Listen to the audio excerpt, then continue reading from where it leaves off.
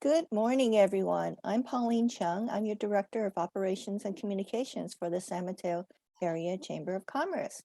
I want to welcome you this morning to Business Essentials. This is our first time doing a six-part series, and Dennis Kearney has been generous enough with his time to lead all six. Dennis is the CEO of High Performance Business Strategies. He's a business consultant, a profit acceleration specialist, and a published author. So I am in the process of rolling this Business Essentials, which is our educational portion of the chamber, under the Business Assistance Center so that we offer a full range of services there. And Dennis will be supporting our BAC as well. So I'm going to turn this over to Dennis for the topic information and leading us this morning. Thank you, Pauline. Thank you. And I will attempt to share some screens here. I think I'm going to do this one.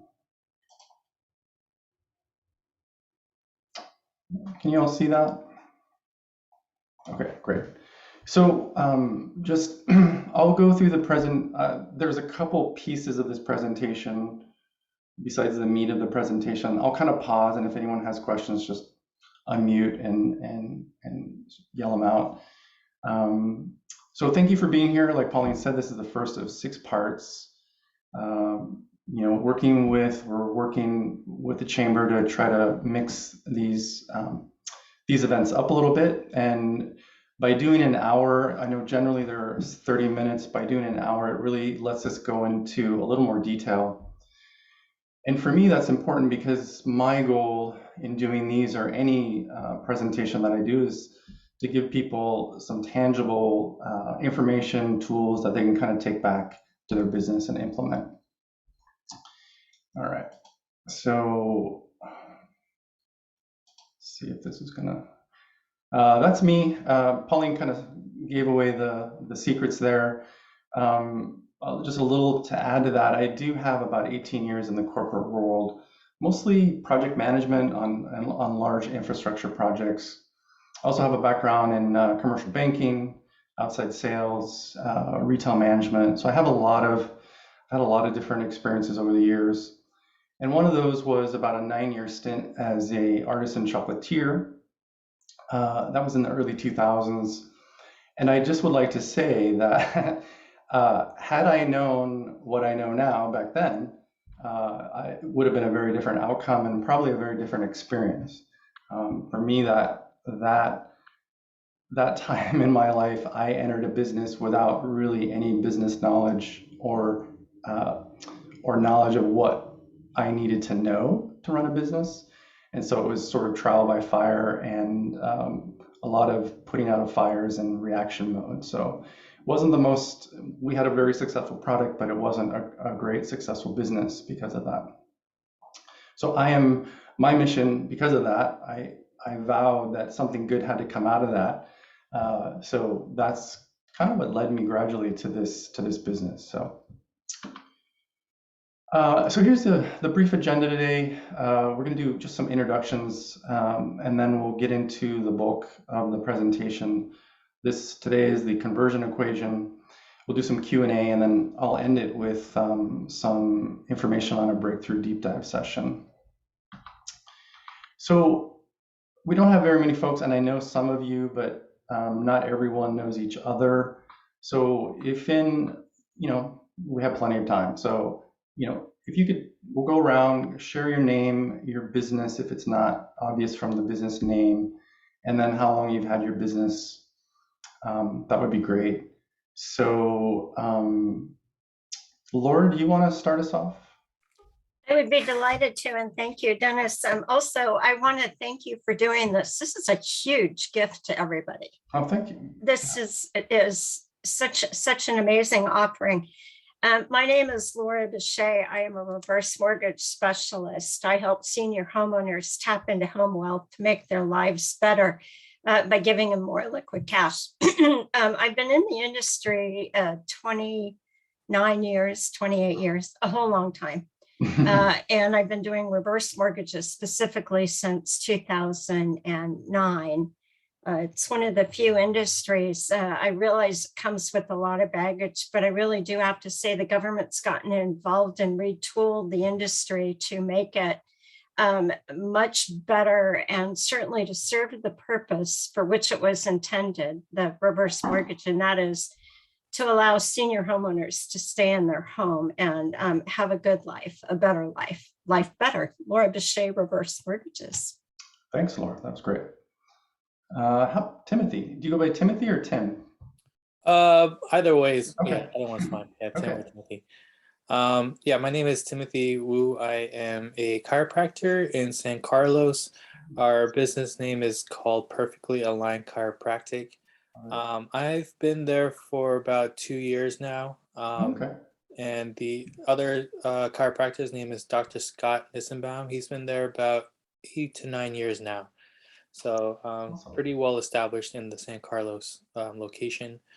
And yeah, we're soft tissue specialists, so we do a lot of soft tissue work. We use a technique called ART, stands for active release technique. A lot of professional teams use them, and we try to bring it out to the community as well. And then we do the traditional adjustments as well to really help those two together. So Okay. yeah. So are you, just a quick question, are you in business for yourself or are you in partnership with the other chiropractor? So I'm an associate at the practice. Yeah. Okay, nice. Welcome. Nice to meet you, Timothy. And next down on the list is Christian. Hey, Dennis. Good morning, everyone. My name is Christian Silva. I just recently started maybe about 5 months ago as a licensed agent with New York Life Insurance Company. So our office is here in San Mateo. And yeah, like I said, I just started towards the end of last year, so still fairly new in the industry, but yeah, I'm excited to be here. Awesome. Thanks, Christian. And Mr. David. Good morning, everyone. David Flag Insurance. I am a retail P&C agent. We also have a life product option that we sell. I've been in business for 20 years. Our office is located in San Mateo, right on 37th Avenue. So I started a little bit later than Laura, but not quite as late as Christian. And David, you also do insurance for small business as well, right? We have a product for just about everything from soup to nuts. Small business, workers' comp, an entire list of property and casualty policies. And I'm associated with, last count, 28 different carriers. So we have a very wide variety of products, about 120 different products that we offer. Wow.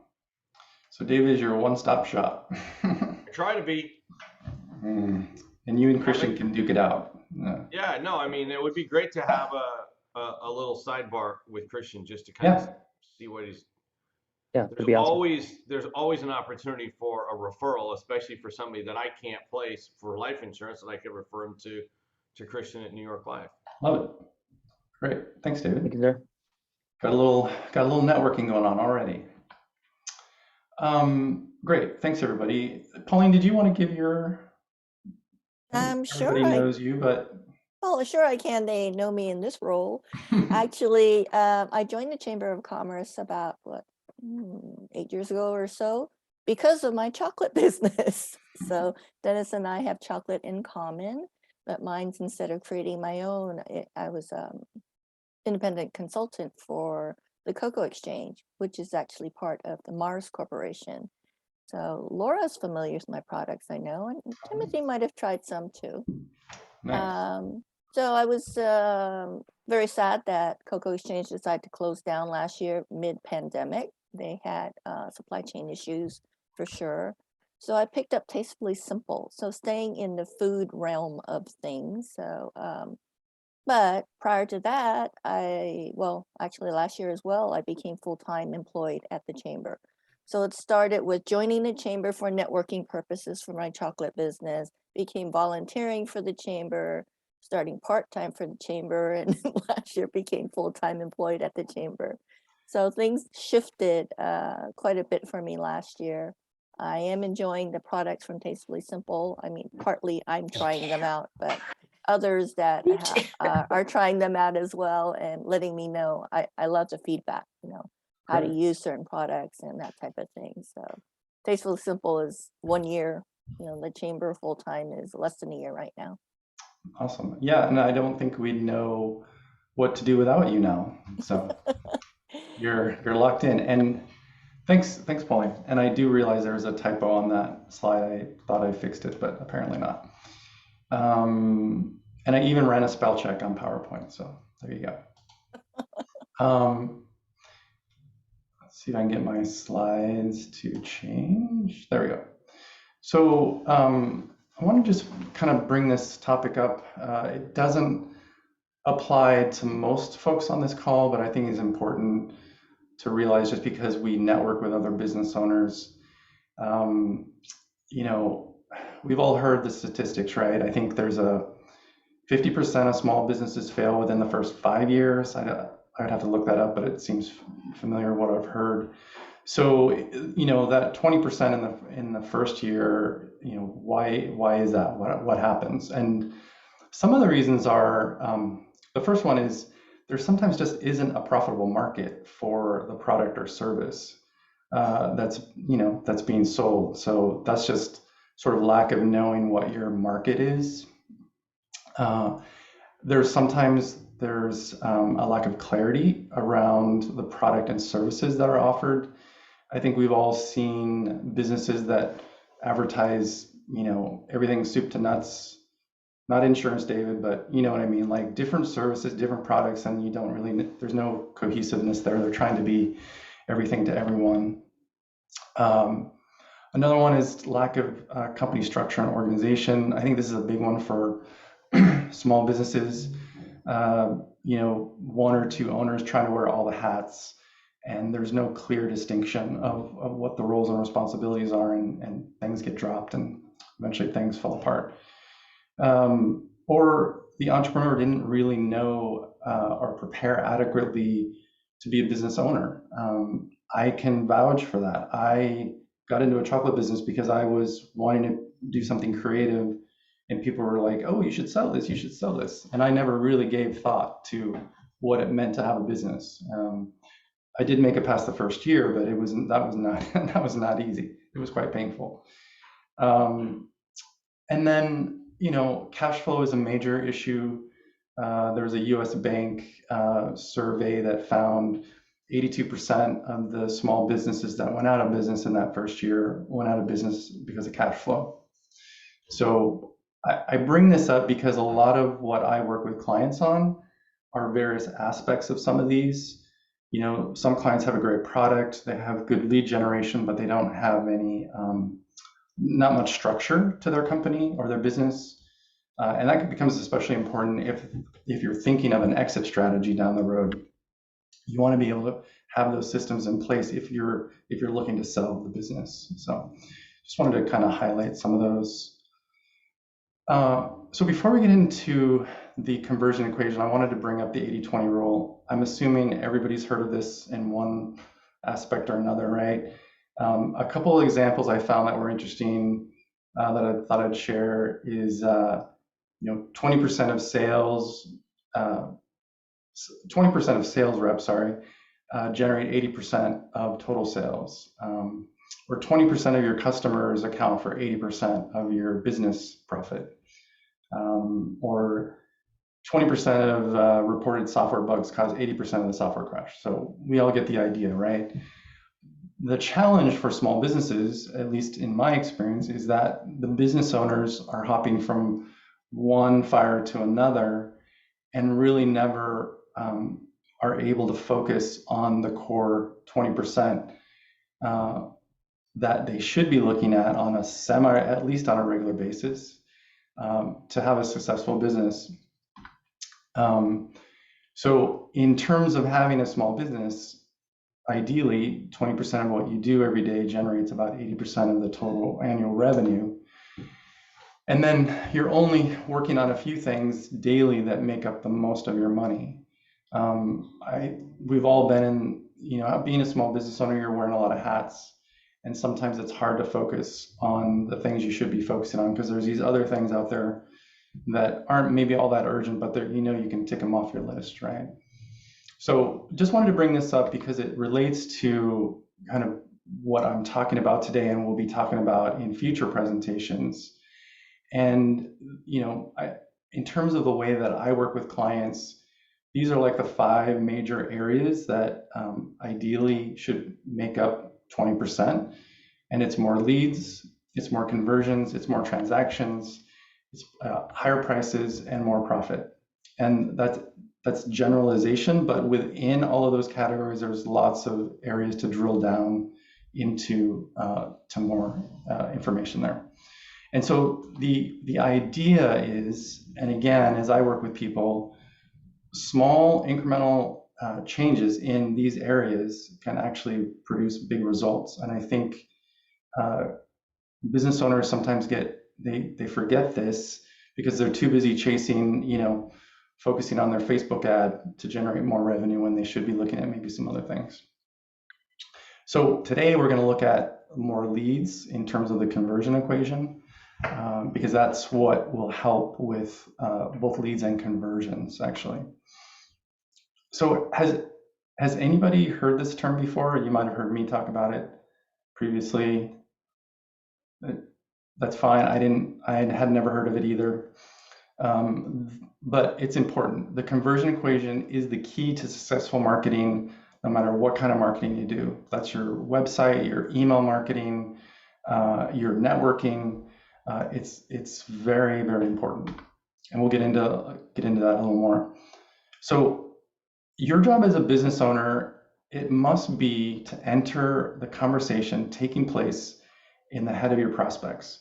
And every prospect has 2 conversations going on. And one of them has to do with there's a problem they have that they don't want. And then the other one is there's a result they want, but they don't have. And we're gonna go into this a little deeper. So there's 4 major components to the conversion equation. They're interrupt, engage, educate, and offer. So the interrupt, think of that as your headline. This is the first thing people see when they visit your website, read any of your marketing collateral, or hear you speak. When someone asks you what you do, a la elevator pitch, right? It's the first words out of your mouth. That's the headline. That's the thing to make them stop and pay attention. And it must address the problems that the prospects have, but they don't want. The next component on the engage, think of this as the subheadline, and I'm going to show you examples of this in a minute, but this is the second thing the prospects see or hear, and it must address the result they want, but they don't have. And then educate is the information.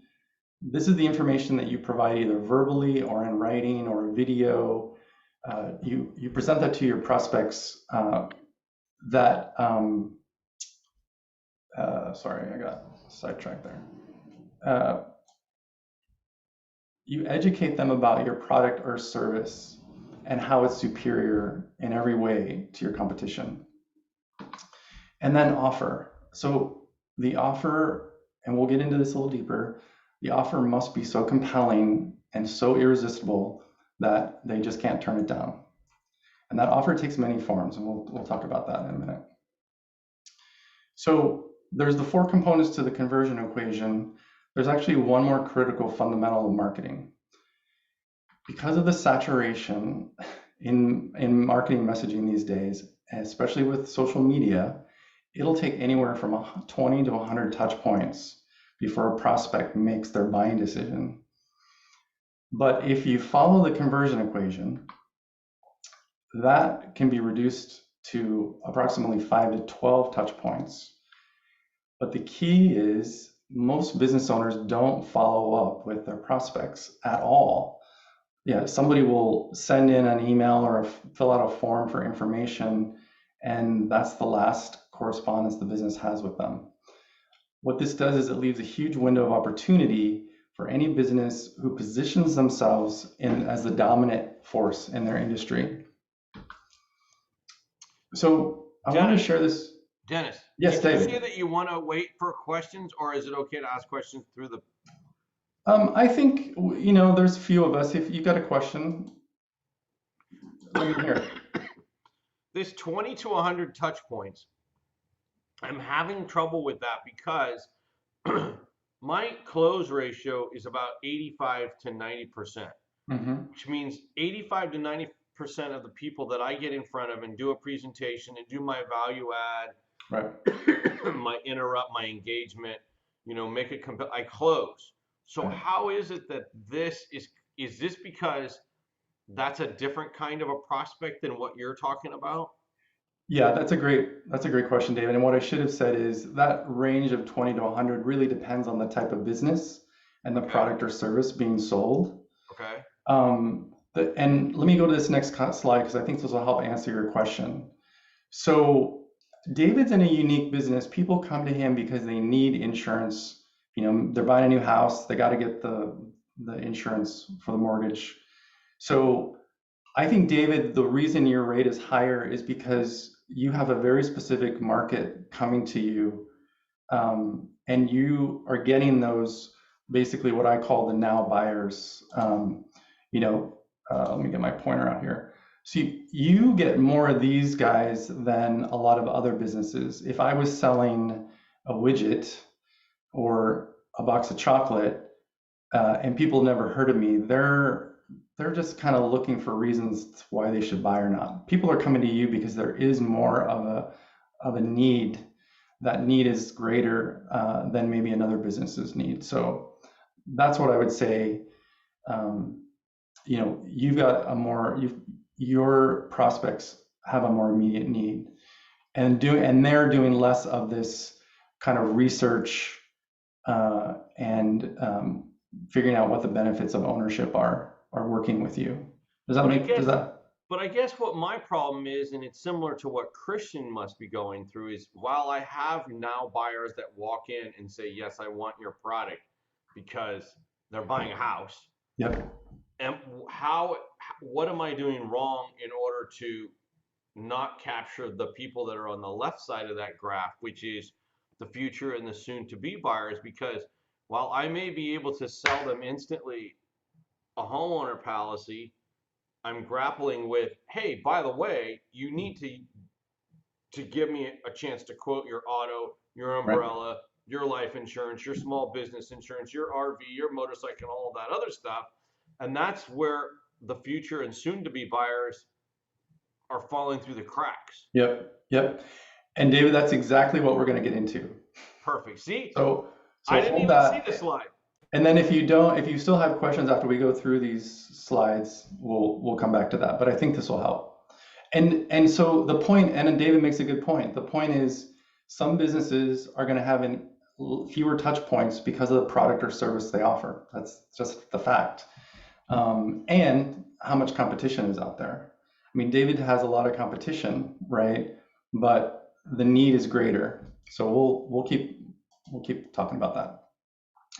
So some of you might have seen this slide before because I did a similar presentation early on after I joined the chamber, but I want to show you a few examples of pretty basic websites. This is for a financial advisor. It's clean, it's to the point, there's not a lot of distractions on there. And there's a number of opportunities for the customer to engage with this business owner. But if you go back to the conversion equation, it's interrupt, engage, educate, and offer. None of that is really here. The only real offer is to call us, and that's just not a good offer. Here's another one for chiropractic and acupuncture. Again, nice and clean, and they list their different treatments down here. And again, the offer is, hey, call us, right? And then go on to our third example, and this is the one we're going to camp out on for a few minutes. So this was a website for a child psychologist, and here this is kind of the before. it's pretty typical, sorry, of the profession, and about 90% of his colleagues' websites likely look just like this. It's a pretty generic headline, parenting advice from Dr. John Smith. He has to have a headline like that because he's attempting to be all things to all people, right? So basically, this doctor helps parents deal with adolescent problems. He's got these 9 areas here. So, emotional disturbed kids, behavioral problems, teen pregnancy, peer pressure, so on. It's quite a list. I mean, it's an impressive list, but if I'm looking for someone to solve one of these, it's not really helping me make a decision. But so I want to point out, there's no headline here, there's no interruption, there's no education. The only thing that resembles an education is a video that is about him, right? And just an introduction. And then he's got the free consultation. So applying the conversion equation to this website. So I want to make a note here. The folks that I know that worked on this did not change his homepage. What we were looking at just a minute ago was his homepage. What they did was they created something called a squeeze page.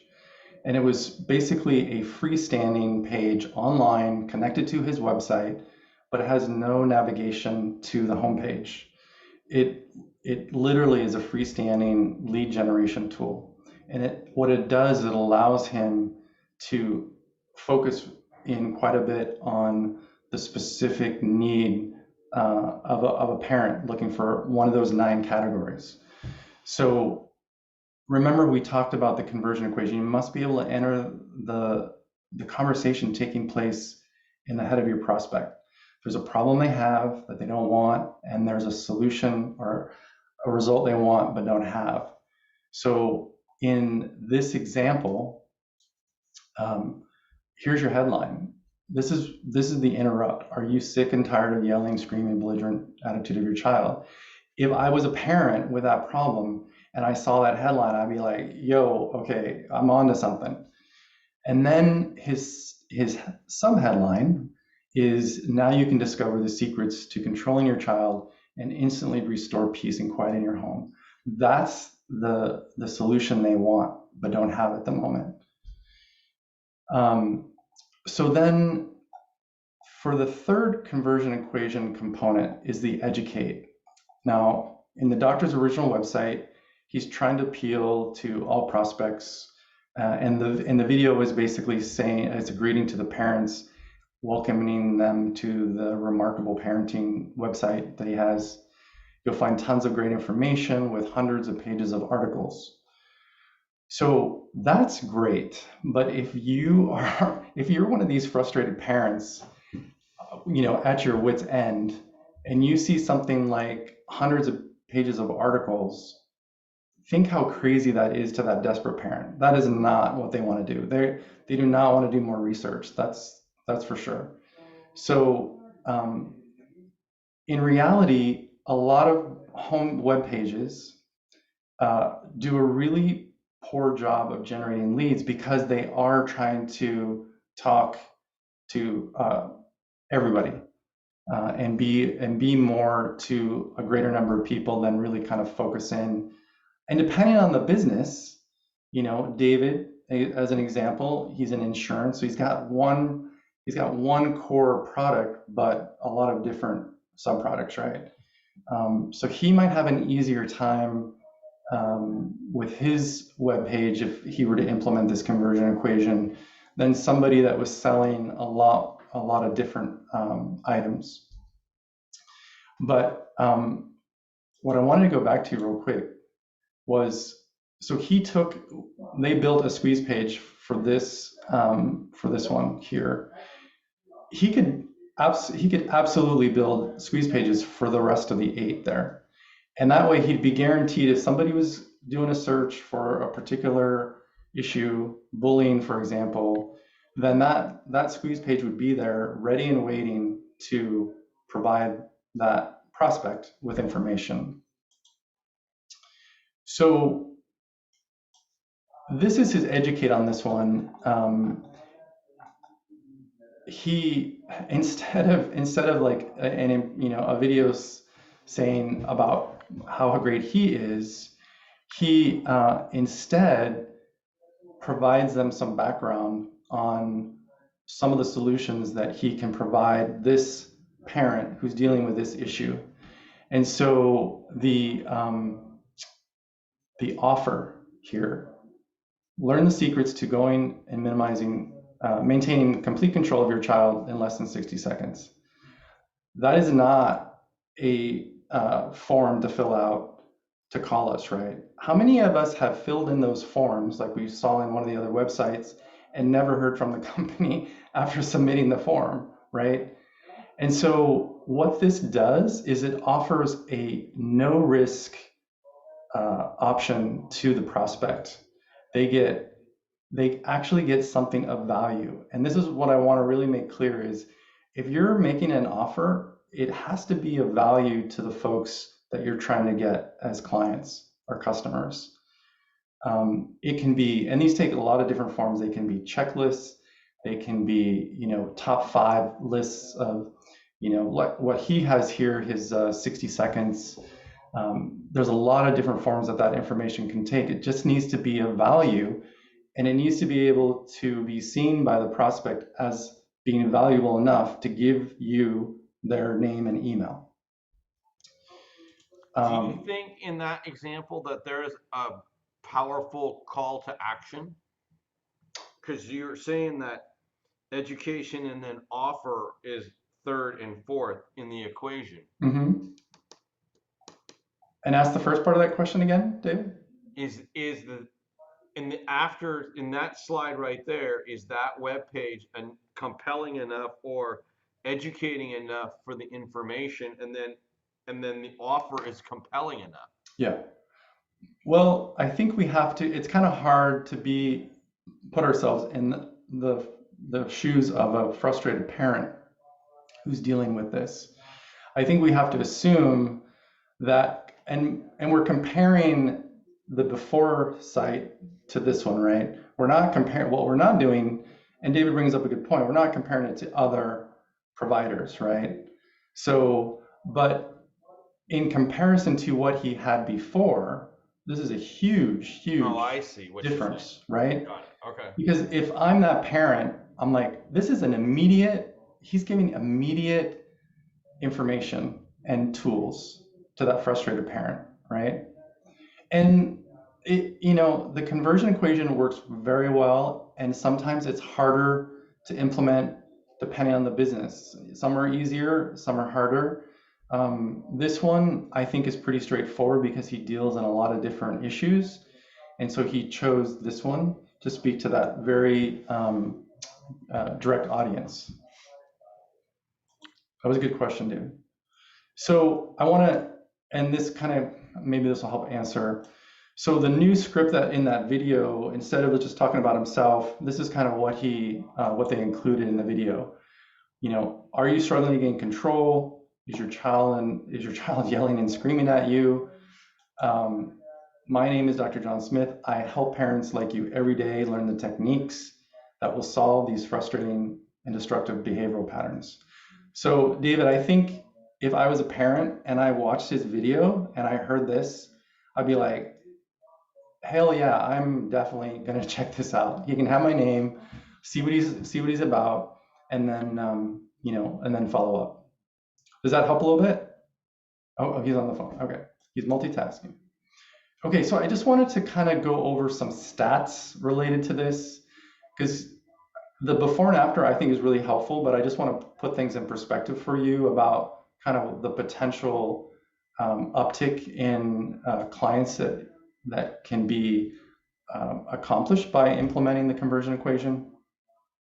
So this doctor had, on his old site, he had about 300 leads per month. He used a pay-per-click campaign on Facebook. Of those leads, about 10% of them, or about 30 prospects, will see his offer for the free consultation and they'll inquire about it. Notice I said inquire and not request it. Out of the 10% that will call, only about 10% of those will actually consent to the consultation, which equals 3 new patients. Now, note that out of 300 leads, the doctor winds up with 3 new clients. And this is actually pretty close to the national average in terms of lead generation rate, is 1% will typically convert into a new client. So he had 300, 1% of that is 3, and this is what they were finding with this particular doctor.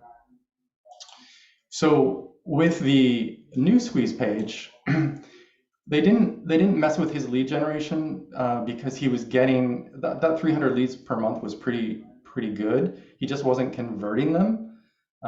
Some businesses they have a problem with leads in general. They're not getting enough leads, and in this case, he was actually getting the leads. He just wasn't converting them.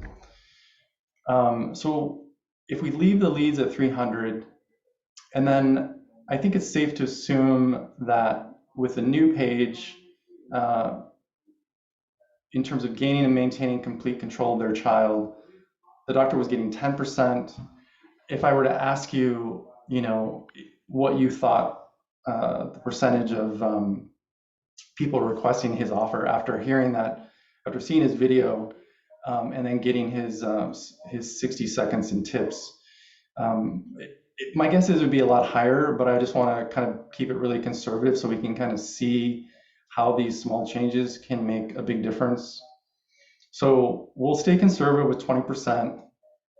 And then the third piece of this was once those 60 clients request the consultation with the doctor, what percent of those will sign with the doctor? Now, originally we were assuming just 10%. My guess is it would be a lot higher, but just for the demonstration purposes, I'm going to leave it at the same 10%. So then, assuming that the doctor's rates are $800 per client, my guess is they're a lot higher, but smaller numbers are great for the example. And so he converts 6. So his conversion rate went up, it doubled. And at $800 with 3 extra new clients, that's another $2,400 a month, or about $29,000 a year. So what I want to point out is just changing one thing,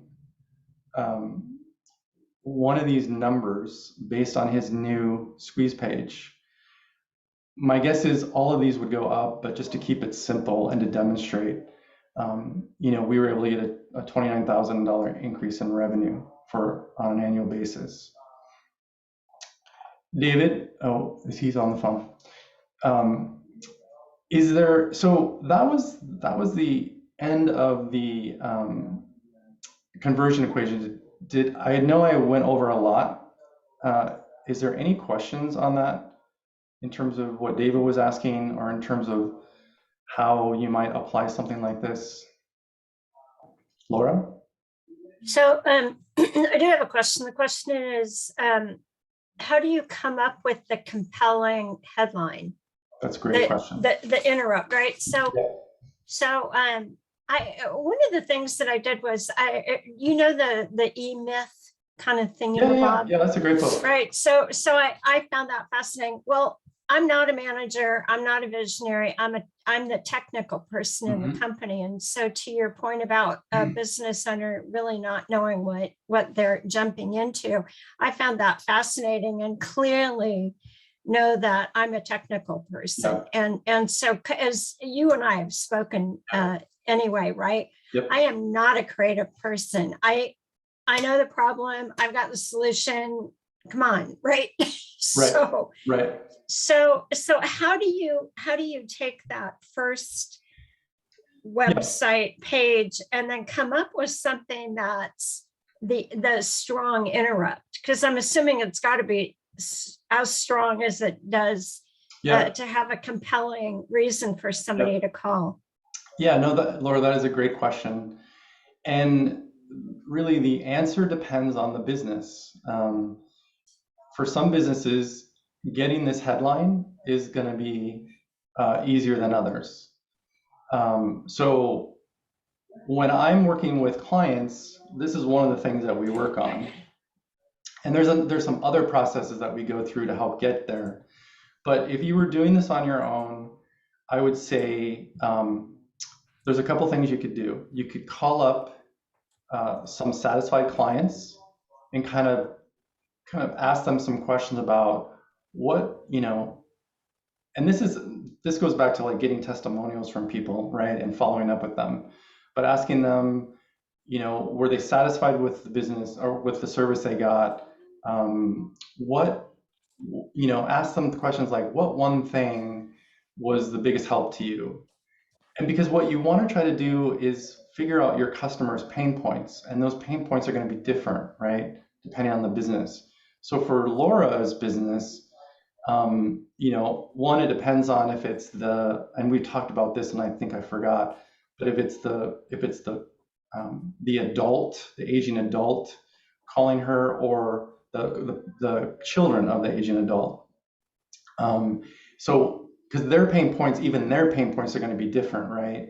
Right. The kids are worried about the parents, right? So I think there's actually some pretty creative stuff that you could do geared towards the children, kind of focusing in on what are their concerns when they call you, what are their concerns about, the parents and the home, and then using that as a basis for generating the headline. And what I tell people is to experiment with it and get input from other people, both customers or friends and family that know your business, that know you, because it does take a little work to get to that.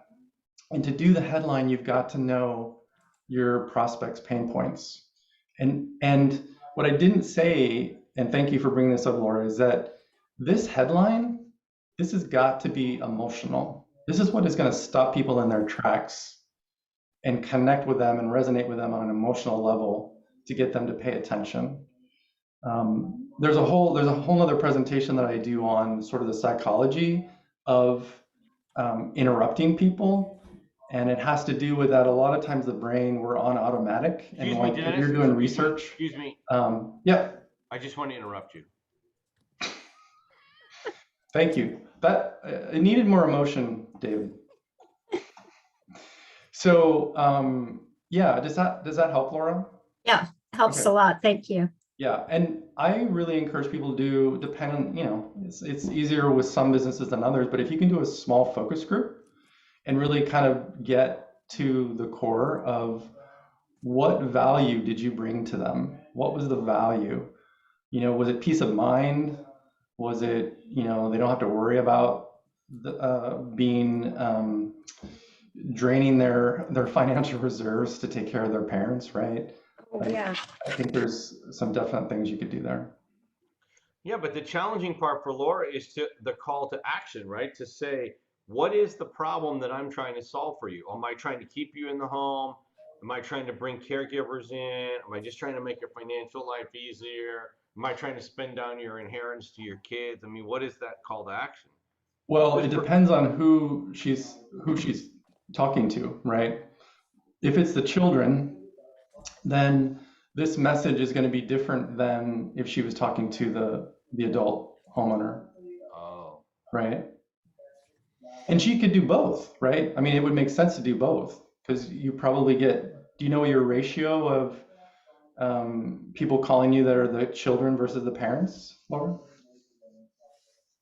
The children, no, I don't offhand, but just kind of broad brush. I get very few calls from children. Okay, so it's but they're actually kind of my favorite because now I've got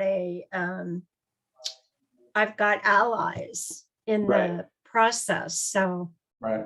And all of the children I've worked with have been amazing. All of them, without exception, want what's best for their parents. Oh, that's interesting. That's interesting. So yeah, so that myth about children don't want parents to get a reverse mortgage because it they're spending their inheritance is poppycock. Right.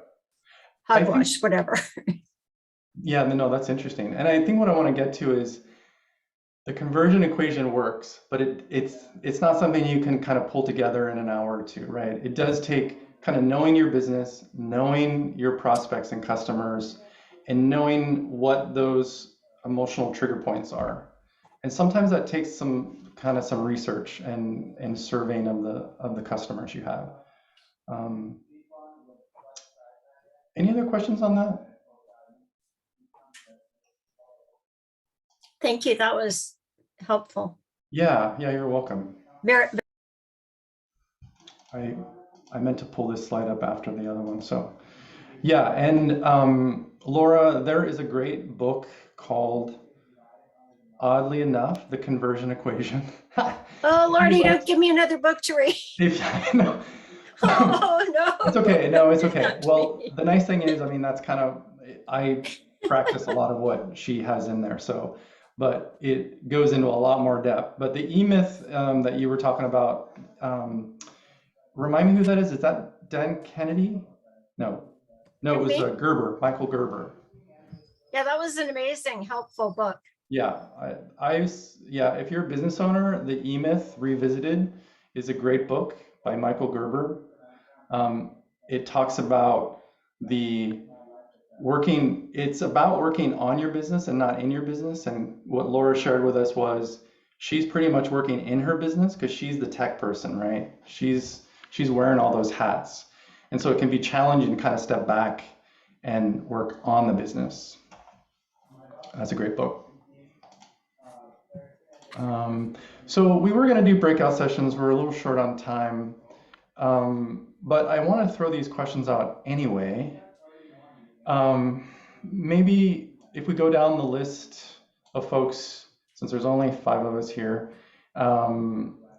does someone want to share like what the one big takeaway was from this presentation? Laura, you're at the top of my screen. Yeah, so what, wait, oh no, I'm not muted. So I think you brought a lot of clarity to, first of all, introducing us to the conversion equation. But for me, it's not like I haven't heard this stuff before, right? Know your business, know your clients, know their pain points. Right.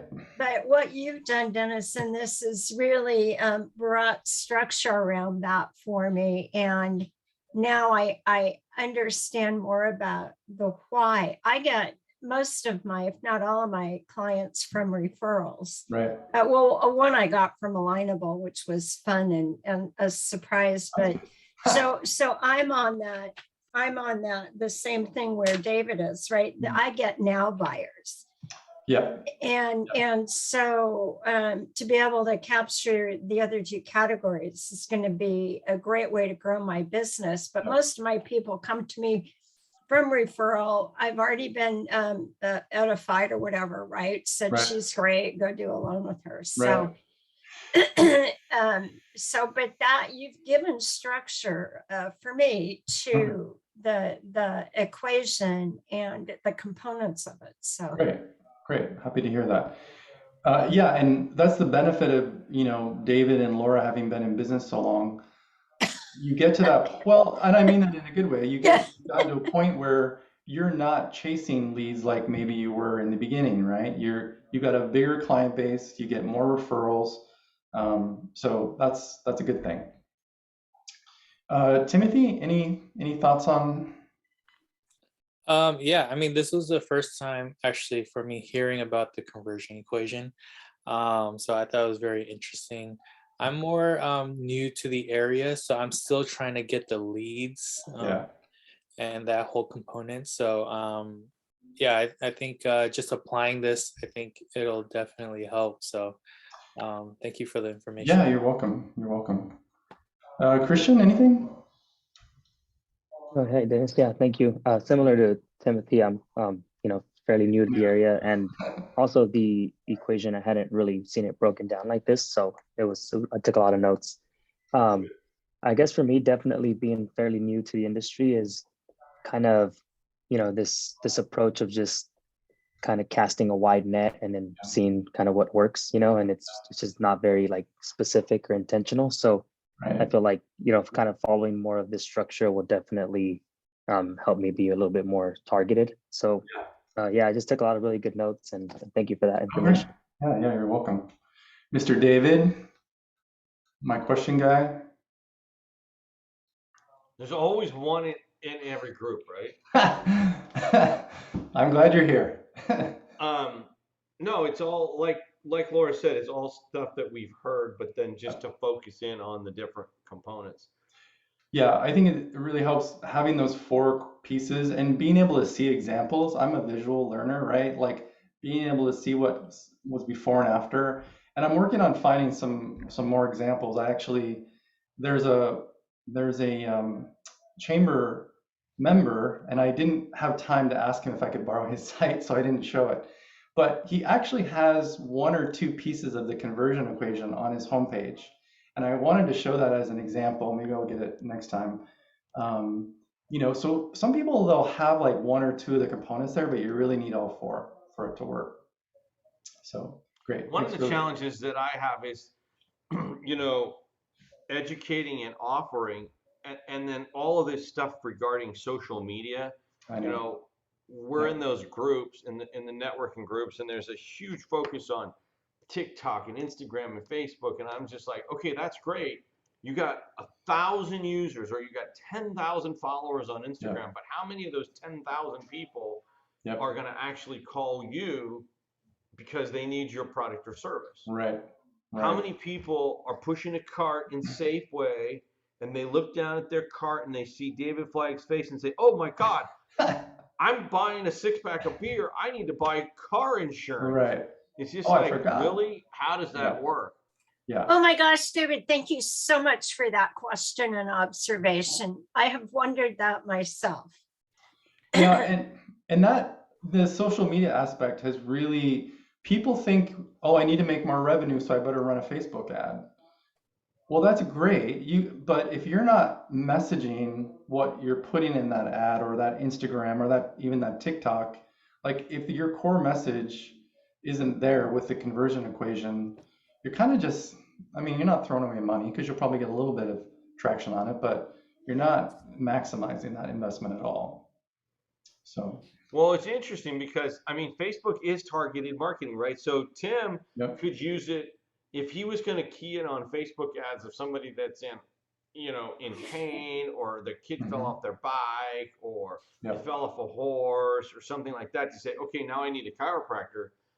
But to have that kind of focused marketing for homeowners, auto insurance, workers' comp, that's really a tough nut, because unfortunately we've done it to ourselves in our industry. Christian, you can attest to this. It's like people don't think about the coverage they need until they need it. Until they need it. We're like last to the dance. Yeah. No, I agree. Once your grandpa dies, or your father dies, or your brother dies, they can't buy life insurance. So, and it's kind of morbid to say, well, you just lost your spouse to COVID. I'm really sorry, but have you thought about buying life insurance? To protect the rest of the family that's left? It's like, oh my Lord, that's horrible. Yeah. No, you're right. Hey, we got 3 minutes left. I just want to let you guys know about something I'm offering. It's a complimentary breakthrough deep dive session. Now, a couple of you have already talked with me, but for those of you who are new, this is it's something new that I'm doing. It's a 1.5 to 2 hour session, and it's a telephone session, and we'll work together to really identify any major breakthrough pertaining to your current situation, whether that's business or business related. A lot of times people are having challenges with their business, but it's often related to something outside the business.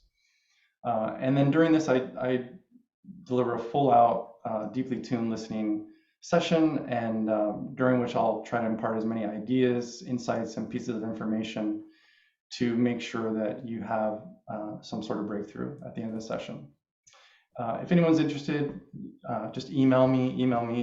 Email is the best way to reach me. And I know Laura has already downloaded my book, but if we were in person, I'd give you a hard copy. But there's an e-version of it on my website if you're interested. It was great. I actually do have a hard copy. I print everything out. I Oh, can't good. sit and read. Okay. Yeah, I can't sit and read on a computer. Oh yeah, no, I'm with you on that. It's a short book, so it was easy to pronounce. Yeah, it's an easy read, and it talks about this concept as well as others, and doesn't go too deep, but it really gives you a nice overview. Well, thank you, everybody. I really appreciate your time. Thank you for coming. If you enjoyed today, kind of help spread the word. There's 5 more of these and different topics, all similar related to, leads, profits, revenue. Again, email is the easiest way to get a hold of me. Yeah, thanks for coming. Appreciate it. Thank you. Thank you, Dennis. You. Yeah. Thank you. Pauline, anything